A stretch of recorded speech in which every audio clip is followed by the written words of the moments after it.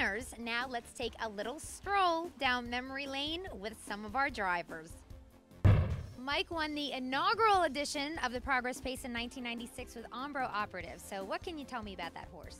Well, it's been a long time, but I remember I had an outside post and I went right to the front with him. You know, back then, well, I guess the same today, speeds, when you got the best horse, you better be in front and you know, all kinds of traffic there. But it's a good test that race in the fall there. Like some of those 3-year-olds, they're getting tired at the end there, and when you race him here, like only the toughest one can survive. I should ask you, how are you doing? Oh my gosh, I don't think we've ever had Mike on the show before, have we? Woo! Post-time debut. So, how's life? Very, very good. Yeah, I don't work as much as I used to. Like I don't drive anymore, like in the winter. But from May on to the Breeders' Crown, you know, I drive, and I had a very good year so far. Well, what are you doing during the winter? You have grandkids, right? Yeah, and but I help my son Patrick there at the barn a little bit. But last winter I didn't do anything. I traveled all winter long. Oh, cool. All right. Well, if you got an extra big suitcase, just give me a holler, and then maybe I can go with you. I might just do that. All right. Thanks, Mike. Thank you. John Campbell has won 3 Progress Paces, and the first one we're going to start with is Dream Away. That was 1997. What do you remember about either the race or the horse?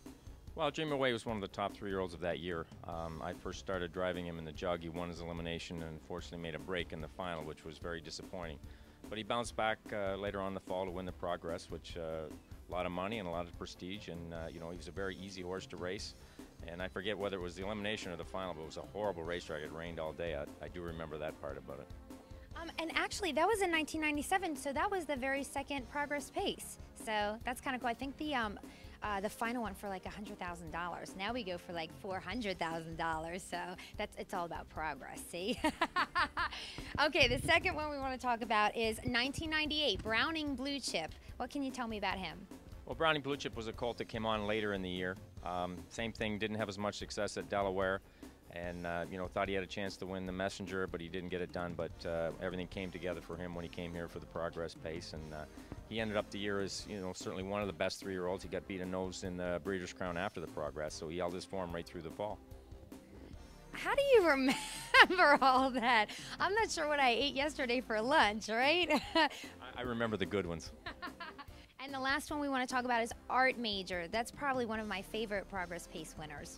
Yeah, he was just dominant later in the year. From the middle of the summer on, he just raced extremely well. He was very difficult to beat. He was very handy out of the gate, which is something you want to have when you're racing here at Dover, because it's front end oriented, and he could really step out of the gate good. And you know, once he got control, he just needed a bit of a breather, and he could still finish strong. So it made him difficult to beat down here at Dover. Yeah, he had like 20 wins that year. Have you ever like really sat behind many horses? That's almost unbelievable in that caliber, you know, type of racing. Yeah, that's the thing. I mean, there's horses that win 20 races, but not racing at the level that he did. And as I said, he really came into his form later in his 3-year-old year, and just a great, tough horse to race, and so good out of the gate that it made him difficult to race against. Well, thank you, and good luck this year. Thank you very much, Heather. Ronnie also drove a couple Progress Pace winners. First of all, we'll check out 2001, and that was with Peruvian. I'm going to be tongue-tied with this one. Peruvian Hanover. There you go. A lot of syllables there. Yeah, great horse, life sign. Took it easy with him. Noel Daly trained him, just managed him to the perfection, and kind of avoided all the big horses all year, all the big tough colts all year. He did a great job of managing them, and then he come in here and he just licked him. He beat him pretty good. Oh, okay. He was a great gaited horse, beautiful gaited horse, very slick. Okay. Yeah. But you know, you got to give Noel Daly the credit. I think the horse wound up with over $1 million on his card that year, and it was just because of the way he managed. Well, he ended up with $1 million lifetime, so you're pretty close. Yeah. Now we're going to check out Total Truth, who, well, I mean, most people around here know who Total Truth is, but tell me your side of the story with him. Well, he was an extremely fast horse. George Teague trained him, did a great job. I never thought the horse would get nearly as far as he did, but George was able to, keep him on the track every week. He fought every war, and then he showed up here for that progress pace, and just licked him, just beat him up. Yeah, we want to mention, let me see, what year was that? 2006. He won almost $1.5 million that year, and he was the 3-year-old pacing colt of the year. And then do you remember he went on to be the pacer of the year? Like, that's huge. That was, he had a great year. Like I said, he fought every war and beat him up pretty good. George did a great job with that colt, did a great job with him. George won the 2004 Progress Pace with Holborn Hanover. So I'm telling you, how great is it to drive a horse like that? It's amazing because at that time he set a world record for a 3-year-old colt on, 3-year-old gelding on a 5/8 mile track. And he was coming into the race really fresh. He had a great 3-year-old campaign. He won the Meadowlands Pace.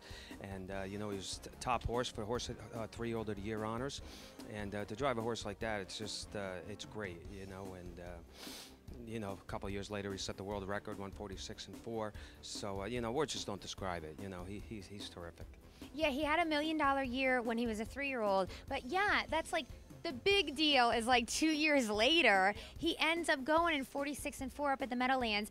How cool is that? Like, so you can tell your daughter, okay, I totally drove the fastest horse in the entire world.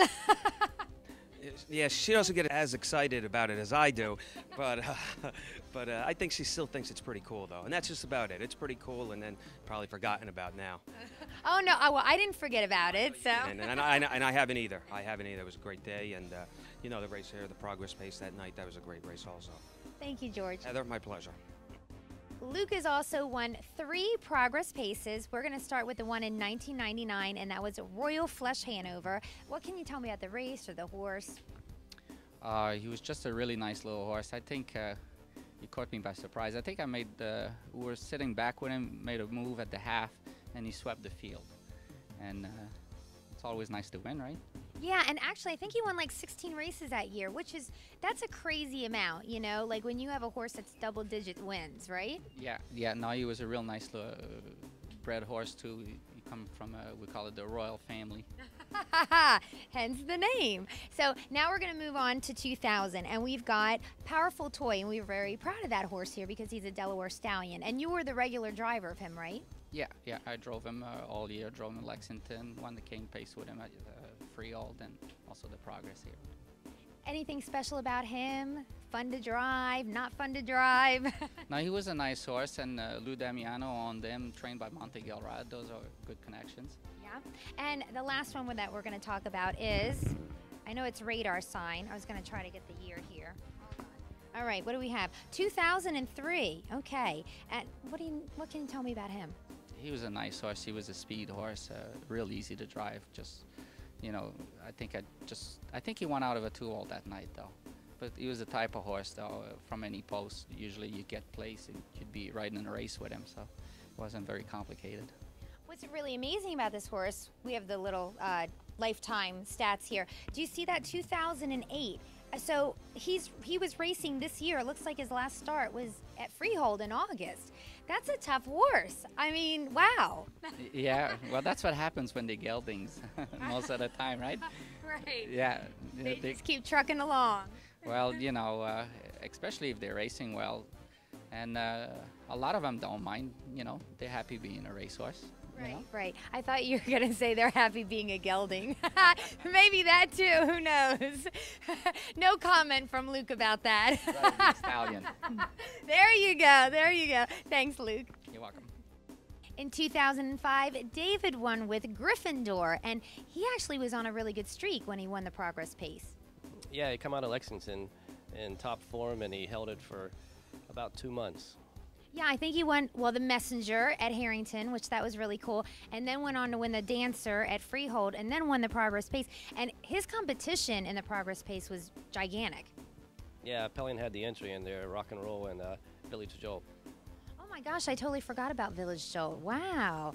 I'm telling you, these drivers have an amazing memory. And Rock and Roll Hanover ended up actually being the horse of the year. So do you remember what happened in that race? How did you win? Right down the road.